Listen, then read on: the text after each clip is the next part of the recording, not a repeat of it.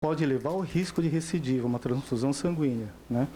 E se você pode realizar esse procedimento sem transfusão, é melhor. É melhor, por quê? Numa análise univariada, já foi comprovado que a transfusão pode sim afetar na recidiva do tumor. Então, por esses pontos, a gente evita realmente a transfusão sanguínea, não só o testemunho de Jeová, né?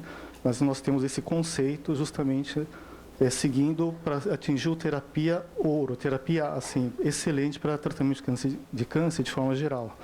A transfusão sanguínea, o padrão ouro, tratamento? Pode ser, né? Mas os métodos alternativos são também padrão ouro? Sim, né? Equipara em relação à correção e viabilizar a cirurgia. Então, esse é o ponto. Obrigado. Muito obrigado pela participação. Dr. Antônio Alceu dos Santos, médico cardiologista da Beneficência Portuguesa de São Paulo.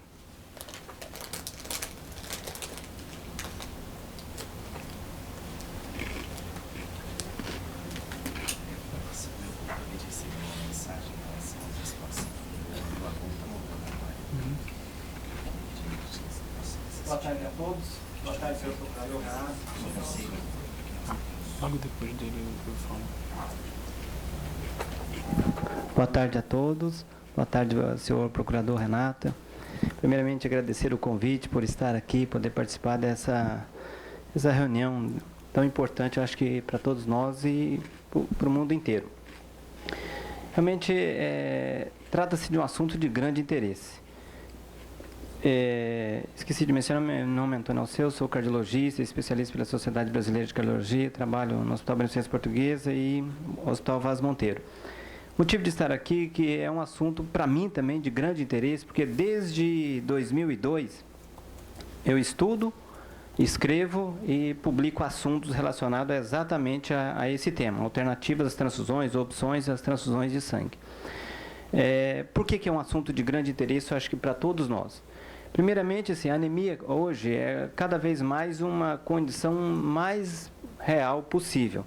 Sabe-se, de acordo com o Ministério da Saúde, que 2 bilhões de pessoas, principalmente em países subdesenvolvidos, têm anemia.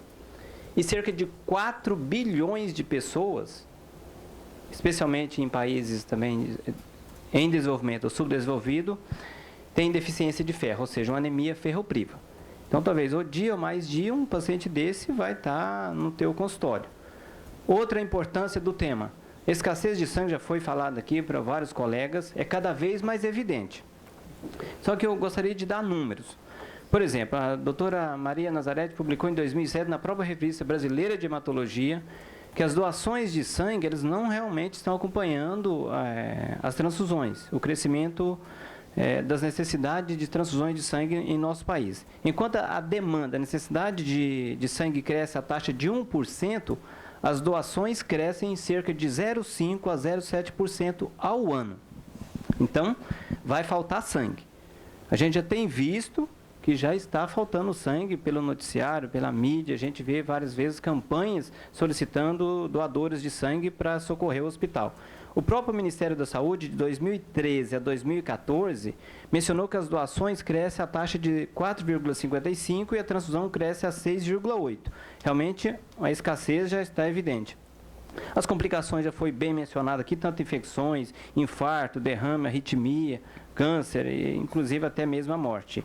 Outra importância do tema diz respeito à redução de custos hospitalares. Um hospital da Califórnia, o Hospital Stanford, por apenas orientar a classe médica transfusionista, das diretrizes atuais, conseguiu reduzir em cerca de 24% o índice de transfusão. Isso economizou para o hospital cerca de 1,6 milhões de dólares por ano. Então, é algo realmente que preocupa. Outro assunto que realmente traz a nossa atenção, que isso que nós estamos discutindo aqui hoje, é que fez eu pesquisar, que fez eu escrever e publicar os artigos que vamos mencionar. É que a própria Organização Mundial de Saúde, desde 1999, daqui, já pedia isso, ou seja, para a gente, a classe médica, reduzir as necessidades transfusionais. E ela própria diz nesse documento que as alternativas às transfusões, elas são simples podem ser simples e seguras para os pacientes. Além disso, em 2010, teve outra reunião da própria Organização Mundial de Saúde, orientando em 3 pilares, pelo menos, como que você poderia tratar um paciente evitando ou amenizando as transfusões de sangue, tanto por tratar anemia, como gerenciamento do sangue no intra e pós-operatório. E, por último, agora em 2015, em junho de 2015, também, a própria Organização Mundial de Saúde também cita que é necessário, é preciso realmente, nós médicos, reduzir as necessidades de transfusões. Está aqui o documento, junho de 2010. E fala ainda lá que usar alternativas à transfusão sempre que possível. E a prática clínica de transfusão boa e segura, notem, inclui gerenciamento de sangue do paciente, que já foi mencionado aqui. Ou seja, é uma busca cada vez mais de nós médicos tentar conseguirmos meios, opções, alternativas para se evitar uma transfusão de sangue. Então, diante disso, como que nós podemos, então, o que nós temos hoje na medicina que é possível tratar um paciente sem as transfusões de sangue? Tive o privilégio de participar da primeira cirurgia cardíaca no Brasil de um transplante cardíaco realizado sem transfusão de sangue, usando as alternativas. Esse paciente teve uma rejeição e foi retransplantado em 2009. Também é o primeiro caso no mundo realizado, publicado na Revista Brasileira de Cirurgia Cardíaca em 2012, do primeiro caso de retransplante no mundo sem utilizar os recursos transfusionais. E sim, as opções e as alternativas. Então, diante disso, há cerca de 3 anos, iniciei uma pesquisa para poder, como que a gente pode se preparar o paciente para poder ficar mais tranquilo para realizar uma cirurgia sem as necessidades transfusionais.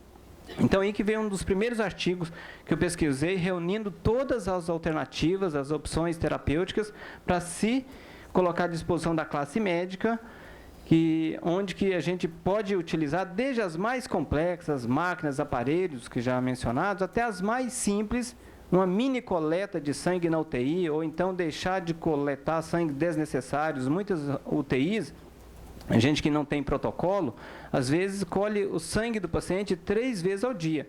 Mencionado que às vezes no final de 10 dias aquele paciente tem que receber uma transfusão de sangue iatrogênica.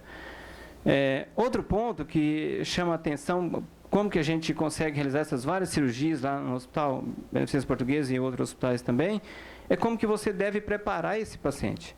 Ou seja, se ele está com anemia, nós temos que dar o tratamento convencional, certo? Quer seja o ferro, que é o mais comum, ácido fólico, ou por último, quando necessário, até mesmo eritropoetina. Lógico que ela não vai funcionar de imediato, mas se é uma cirurgia eletiva, a gente pode programar aquela cirurgia, que a maioria dos casos, especialmente as cirurgias de SUS, eletivas, cirurgias cardíacas, dá tempo da gente preparar esse paciente para que ele possa, no final, não receber a transfusão de sangue. Então, são várias alternativas que nós temos para que possamos ajudar esse nosso paciente para que ele possa evitar uma transfusão de sangue. Um outro caso que foi publicado agora, que eu consegui publicar numa revista internacional, na Cardiology, esse caso é muito interessante, que ele chegou, a gente fez o preparo, todo o pré-operatório dele, para que ele realmente pudesse submeter uma cirurgia grave e complexa. Esse paciente já era portador de insuficiência renal dialítica, e esse paciente ele também tinha uma doença complexa na raiz da aorta, ou seja, um aneurisma de aorta, junto com insuficiência aórtica importante. Esse paciente ele foi preparado para chegar até um nível de 15 de hemoglobina. Só que, devido às complicações da cirurgia, ele foi caindo o seu nível de hemoglobina hematócrito até chegar no nível de 2,9. O interessante é que esse paciente, quando ele já estava em 8 de hemoglobina, muitos colegas já estavam que ele estava em risco iminente de morte. Já queria transfundir. Só que esse paciente ele continuava lendo e escrevendo lá na beira do leite. Foi indo até chegar em 2,9 e continuava lendo e escrevendo na beira do leito. E essa situação de risco iminente de morte, que ela foi cada vez caminhando, de 8 para 7, para 6, para 5, até chegar em 2,9 e depois ele recuperou. Então, ou seja, é um caso que foi publicado agora, está recente, na Cardiology, em junho, foi agora em abril de 2016, que nós conseguimos publicar, demonstrando que, através das alternativas, das opções, tanto o preparo no pré-operatório, como o tratamento de vários outros setores, por plaquetopenia, nós conseguimos fazer essa cirurgia utilizando os métodos alternativos às transfusões de sangue.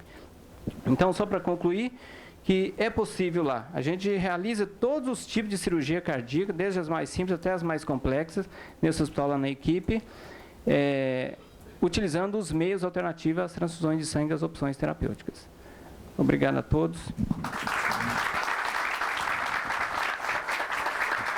Muito obrigado. Antes de partir para o próximo convidado, só queria informar que o representante do Conselho Federal de Medicina teve um imprevisto, vai ter que se ausentar um pouco mais cedo, então queria que se alguém tiver alguma pergunta específica para fazer para o representante do Conselho Federal, já fizesse. Pois não. Tá, é pergunta, né? Pode vir.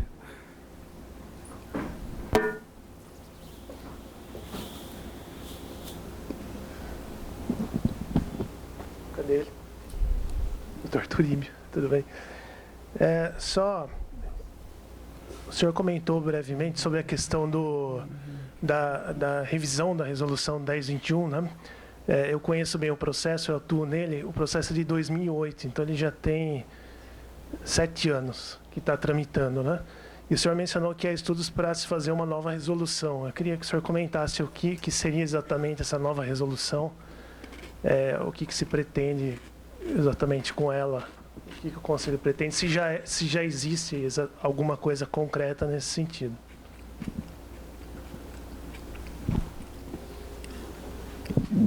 O processo é de 2008, mas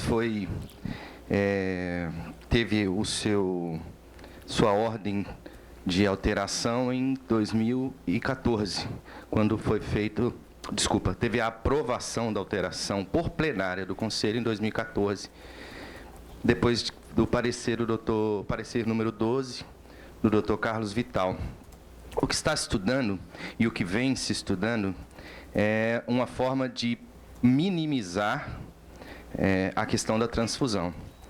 Como já está sendo trazido aqui, existem situações que não... do ponto de vista científico, não há como fugir. Mas eu acho que, além da questão da resolução, o que pode trazer também é a evolução em relação ao Código de Ética Médica.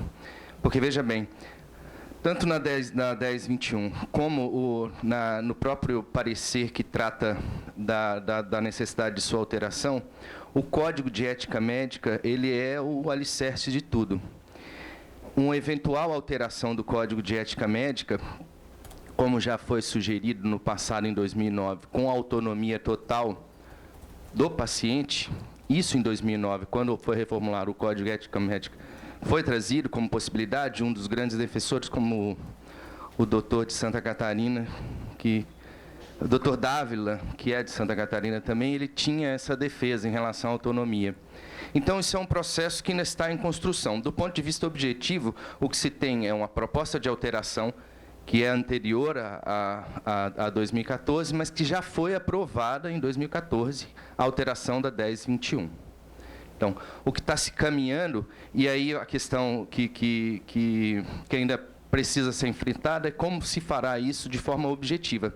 A última pessoa que esteve aqui trouxe a questão dos 2,9, eu sou um advogado, eu não entendo muito bem. Mas como a gente faria isso de forma objetiva? Talvez a alteração aí seja mais de conceito do que uma questão ética. Veja bem, deixa eu tentar me explicar. Objetivamente, você estabelecer parâmetros é muito difícil, e isso é que é a grande questão. Então, eu não sei se respondi, mas que já está sendo encaminhada já essa resolução. E vocês tiveram 15 dias atrás lá, né? Então, existe a Câmara de Hematologia, que também está auxiliando nas questões técnicas. Quanto ao conteúdo em si, não foi definido? Não foi. Ainda está. Isso. Não, que ela vai ser alterada, isso já está definido. Isso já está definido. Você sabe o conteúdo O conteúdo não está ainda em processo. Veja bem, uma resolução que trata de um assunto tão importante, ela precisa ser amadurecida. Agora, com relação à autonomia propriamente dito, não há nada concreto. Eu estou dizendo assim, não parece que arrumei a autonomia. Não. Veja bem, isso eu acho que terá de ser tratado no Código de Ética Médica. Obrigado. Se alguém Eu quero só me desculpar. Tá, ok. Eu tive um imprevisto, a Gol está alterando o voo aqui, então meu voo era mais tarde, mas eles me anteciparam. Tá, ok. Alguém tem mais alguma pergunta para fazer, especificamente para o Conselho Federal de Medicina? Tá. Então, eu vou chamar agora a doutora Maria Isabel Miorim de Moraes, médica da Fiocruz e do Hospital Salgado Filho. Senhor procurador, doutor Pablo, colegas. Bom, eu fui oncologista de 1980 até 2013. Nesse intervalo, em 93, eu abracei a questão do tratamento sem sangue. Devo dizer a vocês que não tenho religião, sou apenas uma médica. Não tenho nenhum conflito de interesse para dizer o que digo. Então, é uma pena que o doutor Turíbio ainda está aí. Doutor Turíbio, para quem trabalha na questão do sangue, é como se o senhor me dissesse que a 1021, que foi feita em 1980, antes da Constituição de 88, ela não tem pressa de ser revisada, e o que eu acho muito triste, porque o que eu tenho são, sim, pacientes torturados. E a gente, como fizemos rápido uma comissão, tortura nunca mais, já penalizamos tudo, enfim. Por que temos isso? E eu acho que aí a culpa é das nossas, me perdoe, entidades médicas e da nossa legislação. Porque nós não discutimos e achamos que é algo que foi escrito em 1980, quando nós tínhamos outra visão dos direitos humanos, quando nós tínhamos uma outra visão da medicina, não urge o tempo, mas para aquele que está lá no pronto-socorro, urge. Eu, a partir de 2006, toda vez que eu chegava nesses momentos de discutir, vinha alguém e dizia, e aquele pobre médico que está com o paciente na emergência? Disse eu, vou para a emergência. Em 2006, eu dei uma virada na minha vida e fui fazer emergência. E isso é que me habilita, hoje, a ser supervisora de preceptoria no curso de urgência e emergência do Hospital Salgado Filho, que é um hospital que respeita os direitos das pessoas e que não teve nenhum óbito nos últimos 2 anos de testemunho de Jeová. Porque o que eu gostaria de discutir, senhor procurador, não é a questão de indicação de transfusão ou não, qualidade de sangue. Eu não gostaria de discutir isso. O que eu discuto é o seguinte, são pessoas que têm o direito de estarem organizadas em sua religião, cujo dogma é não abster-se do sangue, não tomar sangue. Então, eu até acho muito construtiva essa discussão da qualidade do sangue, porque dar sangue, por que não dar? Mas não quero perder e nem targiversar. Eu quero discutir o seguinte, eu tenho um grupo de pessoas que a Constituição permite que se organizem, porque permite que tenham salões do reino, que tenham publicações, e não permite que elas sejam tratadas como devem quando ficam doentes. E eu devo dizer a vocês que nesses 23 anos que caminho com esse assunto, eu me aposentei do Instituto Nacional de Câncer em janeiro de 2014, e de lá para cá não teve semana que eu não tivesse que ir atender um paciente testemunha de Jeová que tivesse em conflito em algum lugar no estado do Rio de Janeiro. E com isso eu até fui fazer um outro curso, eu fui fazer um curso de diplomacia, política internacional para mediar conflitos. Porque vejo, não, verdade, eu sou, entre as minhas titulações, eu sou pós-graduada em política internacional. Porque eu fui fazer diplomacia, porque o meu problema não era chegar lá, a primeira abordagem não era dizer, vamos fazer sangue ou não, era dirimir um conflito. Agora vocês imaginem a cena, o doente lá deitado, a família com medo, e os testemunhas de Jeová, eles são pessoas que espelham exatamente a população brasileira.